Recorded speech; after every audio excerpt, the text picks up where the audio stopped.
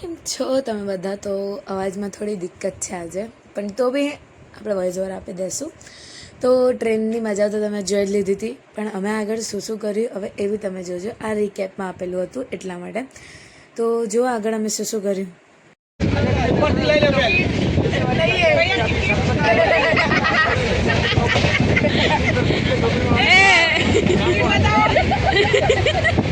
આ રબડી બતાવો છો.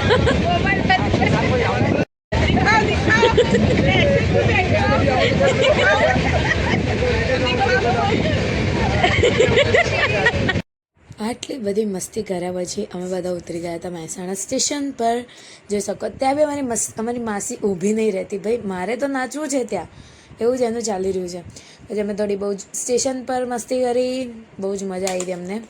પછી અમે જતા રહ્યા કેમ કે અમને મામા લેવા આવ્યા હતા બહાર. તો બહાર નીકળતા તો ભાઈ અમને થાક લાગી ગયો હતો. એક તો કેમ કે ટિકિટ નથી મળી અને જનરલ સીટ હતી, તો ઓબ્વિયસલી થાક લાગવાનો હતો. અને આ છે અમારો કુલી, અમારો ભાઈ. જોઈ શકો અમારા બધાના બેગ એને જ લઈ લીધા હતા. પછી આજ અમારી મામી અમને લેવા આવી હતી.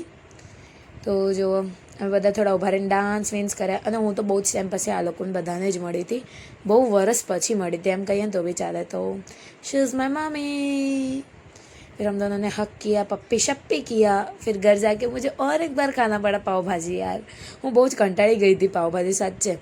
પછી ઘરે જઈને પાવભાજી ખાધી. આ છે મામી, આ છે દીદી. પછી નેક્સ્ટ ડે અમે રેડી થઈ ગયા હતા મારા માસીના મેરેજ માટે. તો અમે બધા કેવા લાગતા હતા કમેન્ટ સેક્શનમાં કહેજો. ઓકે, પછી રેડી થયા પછી અમે ફટાફટ પહોંચી ગયા મામીના જોડે. તો શી ઇઝ આર બ્રાઇડ. હા, તે મારી બ્રાઇડ માસી. તો એ હું બધાને બહુ વર્ષો પછી મળતી હતી. આ એમની નાની બહેન છે અમારી દક્ષા માસી અને અમારી દીદી. અમે બધા મળ્યા પછી જમાઈને ઊંઘવાની રસમ કરી છે એમના મમ્મીએ. તો જમાઈની એન્ટ્રી પછી અમે થોડા બહુ વિડીયો બનાવ્યા એના સાથે. બાય કેમ કે અમારે નેક્સ્ટ વેડિંગમાં બી જવાનું છે કન્ટિન્યુ.